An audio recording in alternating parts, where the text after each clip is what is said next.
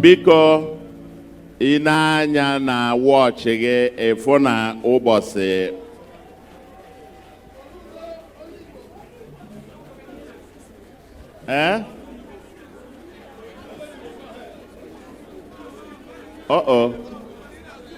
okay, ndewo.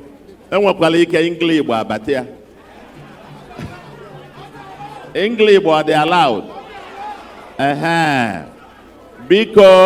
Biko nụ ị na-anya ụbọchị abụrụzi nwanne mmadụ, ọ na-emezi kwapụ and ọtụtụ n'ime ndị nọ ebe a si ebe tere aka wee bịa, ndị ga na Abịa, ndị ga na Anambra, ndị ga na Imo.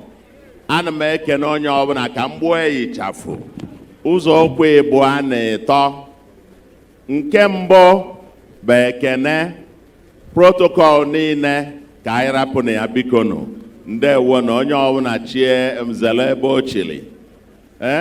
Your Excellency, President anyị, ndị na-achị anyị nụ, ekene m onye ọbụla. Ekene ka izụ bụ ikene ọha na eze na nnukwu mmemme a. Ikene ọha na eze na onye isi anyị ọha na eze ndị Igbo worldwide bụ Chief Dr. Engineer Emmanuel Iwu Anyanwụ, aha eji aga mba ndị Igbo. Ana m ekwusi ike maka na anọgide ọ dịka na-eme hụ ndị kwe na ndị ekweghị. Anyị bụ ndị Igbo, mana na nke a na ọchịchị nke a bụ ọha na eze a anyị niile kwenye na ya. Onwe ndị aka akwerọ fa kwenye ka bụ izizi and ike na ụnụ na-ebidoro ebido anyị wee nwee mmemme atata. April ka eme the inauguration. Ọnwa ise anyị gbakọnọta tata na-enwe Igbo Day.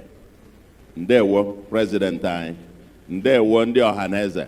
And oge m hụrụ oge a na-eme March Past, steeti niile bụ ndị mekiri ọha na eze so wee mee March Past. O gosi na Igbo niile kwekọrịtara ọnụ were sịnụ at least a na-eme mpempe ịma na anyị na-eme ndị kwe sị na anyị bụ Republicans.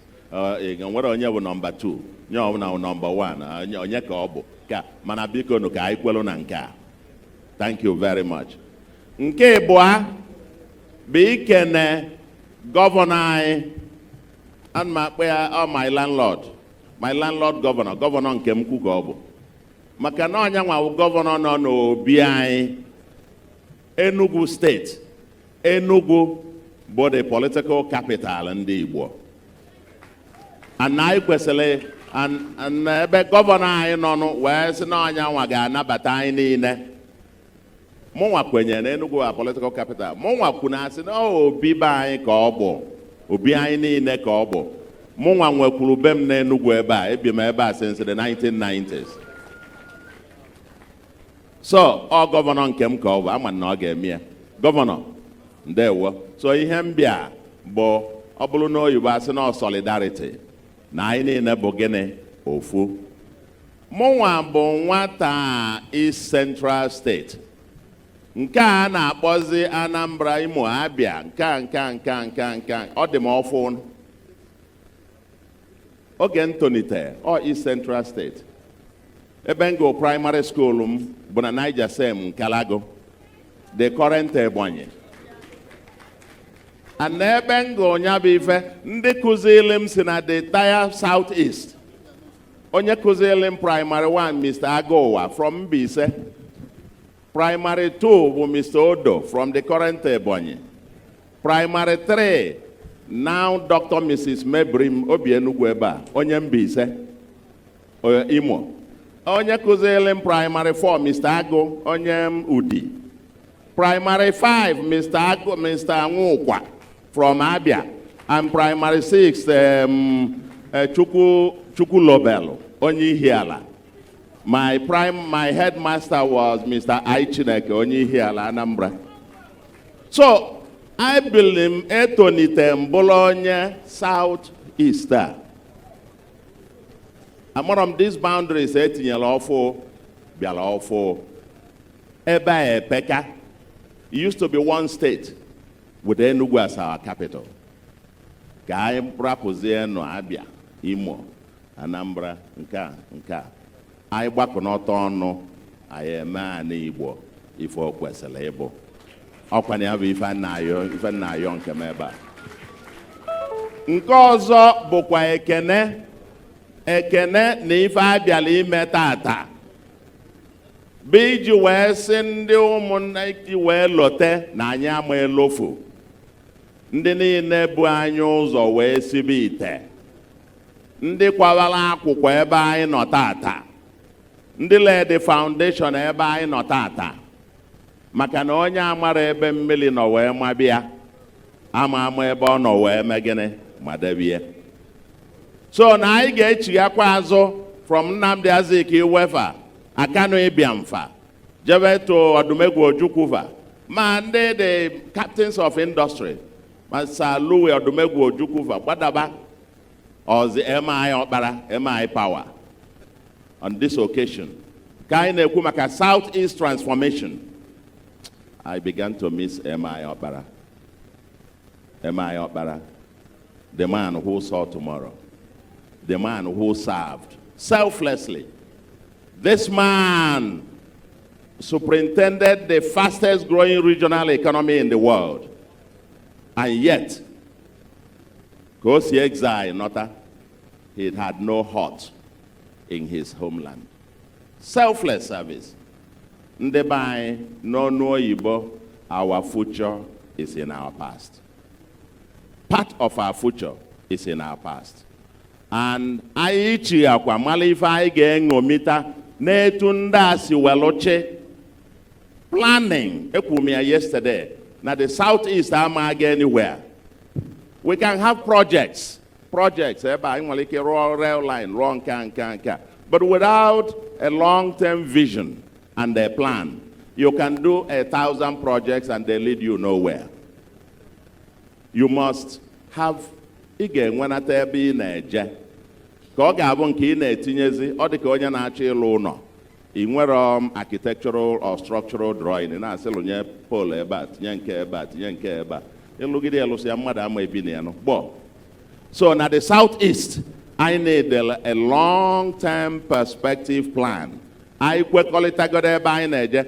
Coincidentally, Ọhaneze, you have a role to play. And we're a government of the Southeast. If we were South, 5 governments. Manam, I ekwekọrịtago na anyị ga-agbakọ n'ọtọ ọnụ. I not one.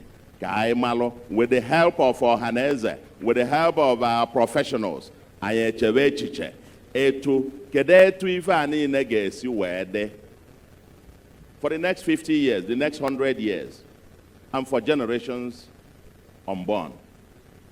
And n'okwu ikpeazụ nchọrọ ikwu bụ ịgwa ndị be anyị na enough of the lamentations. Anyị ebekaliga akwa. Yes, insecurity. Yes, nka. Yes, nka. Yes, nka. Monwa, I prefer to see the glass. I prefer to see the glass that is half full rather than continue to demand a half-empty glass. Yes, Ala-Igbo, when insecurity. I get bidogodo by acknowledging na tata ka onyama. If it was our security. Every day we have decided to coordinate to continue. We're never going to let go. Manata again ka onyama. Makana ka na-ekwie ndị a na-eche when the nature until everything is all sorted out. There is no crime-free society anywhere in the world. Even in London, you watch here na agafe. Mmadụ na-asị m wee kwe nwayọọ na enwekwa ike ịdọpụ ya. Na London. So, there will always be those. But this organized criminality.